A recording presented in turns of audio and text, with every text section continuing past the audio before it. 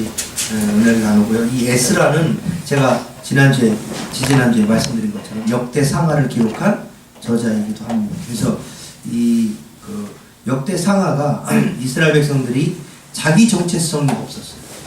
내 뿌리가 어디인가 이걸 몰랐을 때 족보를 통해서 우리가 지금 누구인지 어떤 사람들인지를 이야기합니다. 그래서 그런 놀라운 은혜 가운데 있는 이스라엘 이 사람들에게 하나님께서 큰 은총을 내려주시지. 그리고 난 다음에 이제 에스라, 느헤미야 이 선지자들이 나오고 학사가 나오고 그 다음에 예레미야가 예언을 했어요. 뭐냐면 70년 전에 예루살렘에 포로로 잡혀갈 때에 야 너희들 70년 만에 다시 어떻게 하냐?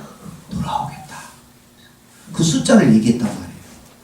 그리고 예언을 딱 했는데 그 예언한 것이 어떻게 하냐? 오늘 에스라가 원년이 된 거예요. 에스라가 고레스 원년에 그 70년이 된 겁니다.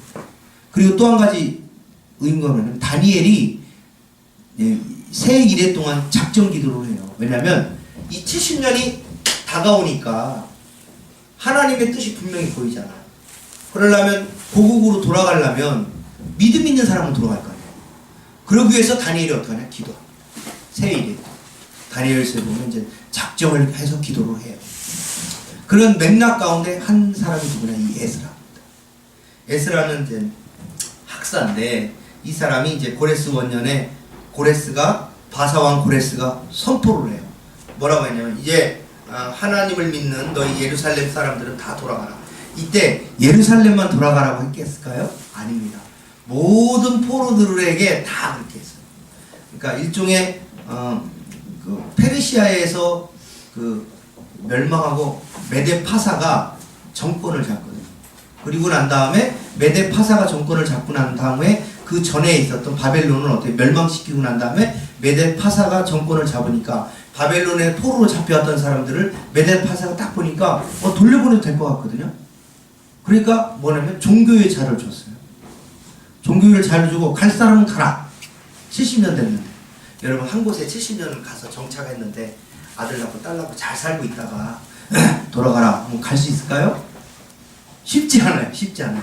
그러니까 이 바사왕 고레스는 그 정도의 정치적인 계산이 있었던 거예요. 그래가지고 돌아가라. 갈 사람은 가고 남아있었나요? 왜냐하면 바벨론 포로 하면서 그래도 기반을 닦았던 많은 사람들은 거기 남아있을 것이고 그리고 거기서도 못 살고 어려운 사람들은 어떻게 해요? 그나마 고국으로 돌아가서 자기 땅을 가져서 이렇게 하려고 했겠죠. 근데 이런 여러 가지 환경 가운데 있는데 고레스 원년에 이 예레미야가 예언한 것처럼 이스라엘이 돌아가라! 백투더 바벨 예루살렘으로 가니까 많은 사람들이 어떻게 예루살렘으로 돌아가게 돼요.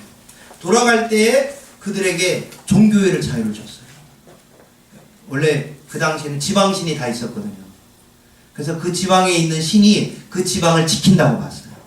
그래서 바사왕은 자기 땅에 있는 수많은 신들이 있을 거 아니에요. 그 땅의 신들이 그 지역을 지켜주면 내 땅이 유지될 거라고 생각한 거예요. 이 바사왕은 하나님 믿는 사람 아닙니다. 그런데 그럼에도 불구하고 그렇게 했기 때문에 바사왕이 종교의 자유를 줘서 그 지역을 그 신들이 지키게 하고 요 수도는 내가 지키고 이런 거예요. 일종의 지방 분권화 시켜가지고 다 이렇게 다스리게 합니다. 그리고 이제 그렇게 다스리고 난 다음에 이제 지역을 나누게 되고 도를 나누게 되고 시를 나누게 이렇게 해서 128도가 여기서 나오게 돼요. 그리고 전국을 그렇게 나누고 난 다음에 그 지역에 이제 돌아간 사람들 있잖아요. 돌아간 사람들에게 출입증을 줘가지고 돌아다닐 수 있도록 그런 여러 가지 조치들을 하게 됩니다. 근데 이제 이 예루살렘으로 돌아가는 3번의 돌아가는 행렬이 있었는데 그 행렬 중에 한 행렬이 에스라가 1번입니다. 그래서 첫 번째 행렬, 두 번째 행렬, 세 번째 행렬이 있습니다. 대략 한 3만에서 5만 정도가 각 행렬별로 갑니다. 3번에 걸쳐서 돌아가요. 한 번에 가자 해가지고 간 게 아니고 모집해가지고 1번, 첫 번째, 두 번째, 세 번째 이렇게 간 거예요. 그래서 첫 번째 갔던 사람이 누구냐? 에스라는 거예요. 그래서 첫 번째 가가지고 에스라가 첫 번째 했던 게 뭐예요? 역대하를 기록한 게 뭐예요? 야 너희들이 하나님의 성전, 하나님을 잘 못 섬기니까 성전도 이것도 다 태워먹었으니까 너희들 다시 우리 돌아가면 뭐 하자고 했죠? 성전 건축하자고 했어요. 왜냐하면 역대 상하에서 성전에 들어가는 거, 그 다음에 사람들 그런 내용을 너무너무 자세히 기록하고 있어요. 왜냐? 너희들 돌아가서 성전을 건축을 하고 거기서 하나님께 예배를 회복해야 된다는 거예요. 그래서 에스라는 돌아오자마자 성전을 건축할 준비를 하고 그 일들을 하게 됩니다. 그래서 기초를 놓는 일을 해요. 그리고 이제 그 기초를 놓고 기초하고 성전 재건을 하는데 문제가 뭐냐? 사람들의 마음이 어땠냐면 죄진 것들 있잖아요. 죄진 것들을 회개하지 않는 거예요. 그러니까 어떻게 하냐면 죄진 걸 회개하게 합니다. 그리고 예루살렘에 딱 돌아왔더니 그 예루살렘의 그 성전 터가 뭐냐면 잡초가 무서워. 옛날에 솔로몬의 성전이 있었던 그 자리가 잡초가 무서워. 그러니까 막 눈에서 눈물이 쫙 흐르고 사람들 가가지고 그거 잡초를 다 제거, 벽돌 싸가지고 만드는 지대 만드는 거. 그런 일을 한 사람이 누구냐? 에스라였다.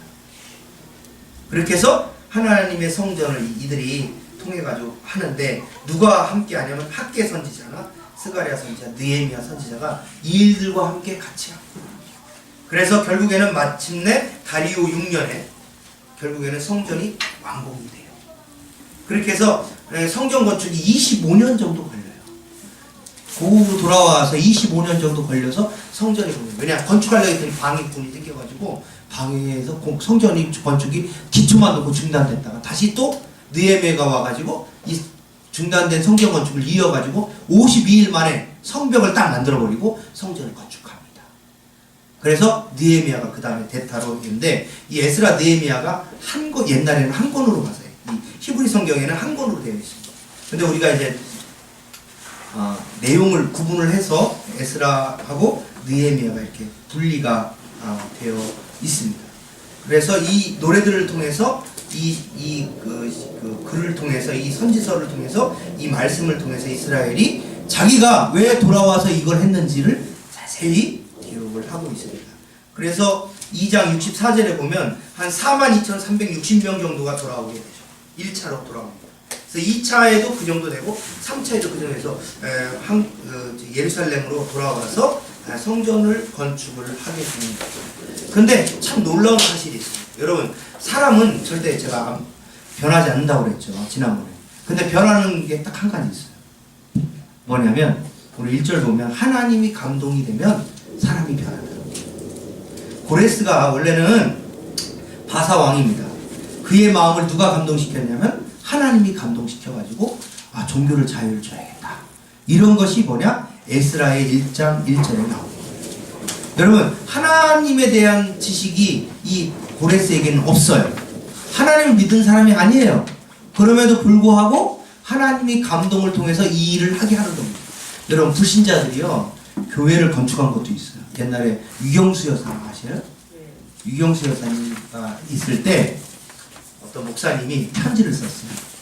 내가 교회를 건축해야 되는데 돈이 없다. 근데 유경수 여사님께서 불교신자예요. 유경수 여사님께서 이거를 좀 도와주시면 내가 나중에 벌어서 이거를 나중에 교회가 부흥하면 갖겠습니다 하고 어디로 보내? 청와대 유경수 여사 앞으로 보냈어요. 유경수 여사 그걸 딱 받아들고 이거 좀 도와주라. 그래가지고 교회가 건축이 됐습니다. 동성교회라고 아세요? 잘 모르시죠? 서울에 있는 그 교회가 유경수 여사가 세운 교회예요. 유경수 여사가 지시해가지고 박정희 대통령 있을 때는 그냥 뭐 대통령 말 한마디는 모든 게 다 되잖아요.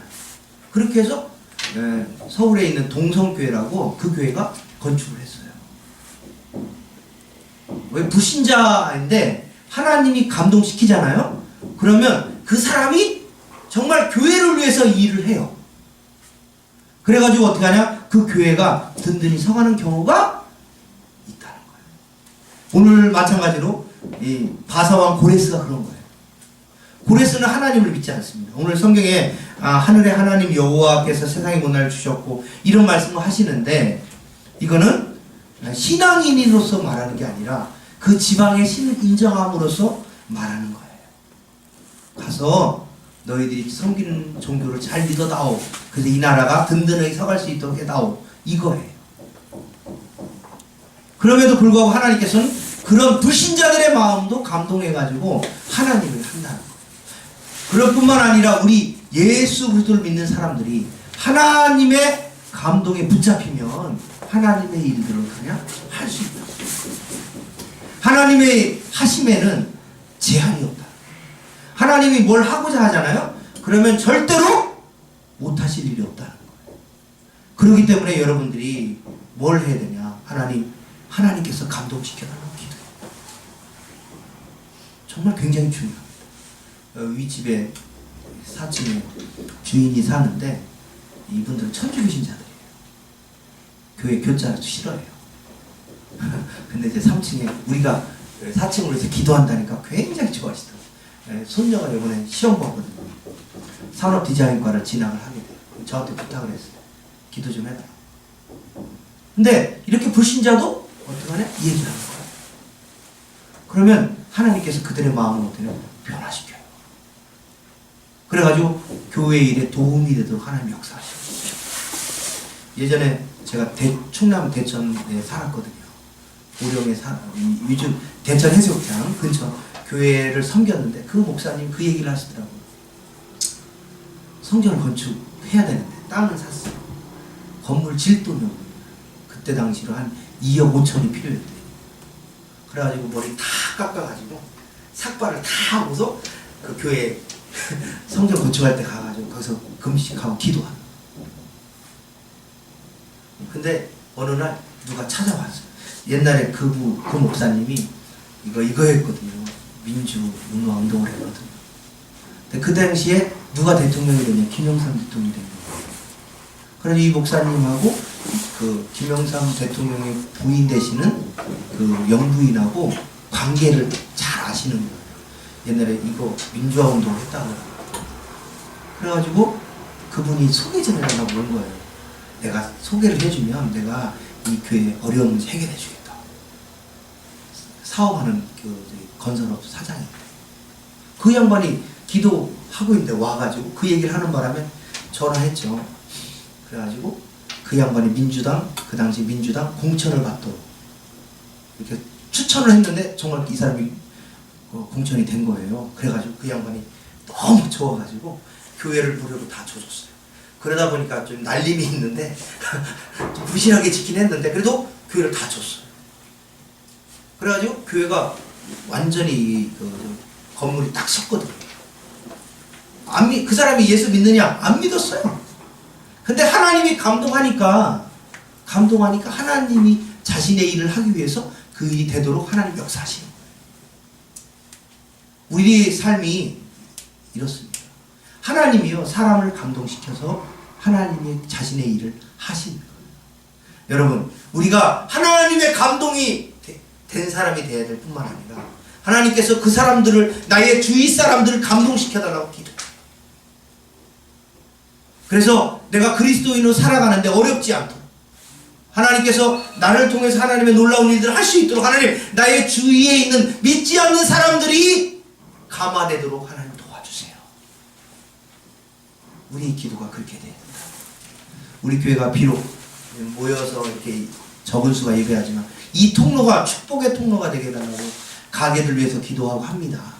근데 하나님이 정말 복을 주셔서 이 동네에 가게가 다 들어왔어요. 빈 데가 이제 우리 그 옆에 건물에 1층에 피었어요. 요 밑에 층은 그 아리랑 그 막걸리 그 대리점에서 2개를 다 쓴다더라고요. 이렇게 그리고 이쪽에 새로운 업종들이 계속 운동화, 빨래방, 뭐 스파, 뭐 이렇게 저도 이름도 잘 모르는 데가 막 생겼어요. 저 스파는 권사님이에요. 그렇게 잘 되기 위해서 기도해야 돼요. 정말 그 예수 믿는 사람들이 기도하면 정말 이상한 일이 일어나더라. 이 동네가 이렇게 변해야 됩니다. 그게 우리의 사명이라는 거예요. 에스라가 다니엘이 왜 기도했겠습니까? 우리가 돌아가야 되는데 그냥 갈 수 없잖아요. 여러분 포로 생활 하다가 거기서 정착해 살다가 가려고 하면 돈이 필요하잖아요. 그런데 하나님이 그들에게 돌아가는 길에 공짜로 안 보냈다는 거예요. 오늘 성경 보니까 왜? 어떻게 했냐? 하나님이 그들을 감동시켜가지고 보낼 때 오늘 9절 보세요. 9절 한번 읽어봅시다. 시작. 그 수는 근접시가 30개요. 견접시가 1000개요. 칼이 29개요. 금은 접시들을 동반해서 줘요. 성전을 건축하잖아요. 그러면 그 성전을 건축하면 그 안에 기름들이 필요하잖아요. 그것들을 미리 다 챙겨주는 거예요. 누가? 고레스가 챙겨주는 거. 이게 하나님의 역사라는 겁니다. 사람은 비록 입술을 깔딱하고 벌려서 기도하지만 하나님 일하시는 하나님께서 모든 사람들의 마음을 감동해가지고 역사하는 거예요. 우리 나의 주변의 사람들을 위해서 기도하셔야 돼요. 특히 믿지 않는 사람들을 위해서 기도하셔야 돼요. 그래서 그들의 마음이 하나님의 감동이 되어가지고 내가 하나님의 일을 하는 데 있어서 부족함이 없도록 하나님 도와주세요. 그런 기도의 제목을 삼아야 된다. 그게 우리의 사명이라. 에스라, 다니엘, 느헤미야는 전부 다 기도했습니다. 어떻게 하냐? 돌아가서 성전 져야 되는 하나님 금도 주시고 은도 주시고 필요한 것도 주세요. 그래서 이것들을 할 수 있도록 하나님 역사해 주세요. 이렇게 기도하는 그 기도의 힘이 결국엔 고레스의 마음을 감동시켜가지고 이 일을 하게 됩니다. 여러분, 하나님께서 고레스를 감동시켜서 이 일을 하게 하신 거죠. 사랑하는 성도 여러분, 여러분의 가정도 그렇고 직장도 마찬가지고 사업장도 마찬가지입니다. 다 위해서 기도하십시오. 그들의 마음이 하나님께 감동될 수 있도록 하나님 도와주세요. 하나님이 감동시키면 다 됩니다. 어저께까지 신나게 싸우던 사람이 하나님이 감동하면 그 다음날 가서 미안해, 내가 잘못했어, 이렇게 돼요. 어저께 칼부림 났던 사람이 오늘 아침에 딱 가면 미안해, 내가 곰곰이 생각해보니까 내가 잘못했어, 미안해, 이렇게 되도록 하나님 역사해달라고 기도. 그게 바로 하나님의 감동. 그래서 그 디모데후서 3장 16절에서 하나님의 감동으로 된 성경으로 말미암아 사람들이 변한다는 거예요. 저 인생은 저거 죽었다 깨도 안 변할 것 같아. 그런 사람도 하나님의 말씀이 하나님의 감동으로 된 말씀을 통해서 역사하는 겁니다. 그렇기 때문에 여러분의 주위 사람들에게 하나님의 말씀을 들려줄 의미가 있고 여러분 스스로가 자기 자신에게 들려줄 의미가 있습니다. 그래서 여러분이 입술로 고백하는 겁니다. 그래서 성경을 눈으로 막 읽는 것보다 소리 내어서 읽는 게 필요해요. 그 소리 내어 읽을 때 누가 들어요? 내가 들어요. 나에게 축복하는 거예요. 그렇기 때문에 여러분이 소리를 높여서 하나님의 말씀을 읽을 때 소리를 내어서 읽고 그 말씀을 통해서 나의 자신이 감동되도록 그리고 주변 사람들이 감동되도록 기도하는 여러분 되시기를 주님의 이름으로 축원합니다. 그렇게 해서 이 에스라가 결국에는 어디로 옵니까? 돌아오게 되죠. 돌아와서 어떻게 합니까? 성전을 건축을 시작하는데 파란만장합니다. 주님의 일을 하는데 방해꾼들이 많아요. 그 4장 같은 경우는 방해꾼들이 쭉 나옵니다. 그럼에도 불구하고 그 일 가운데 있음에도 불구하고 성전을 건축합니다. 그리고 6장 가서는 마쳐요.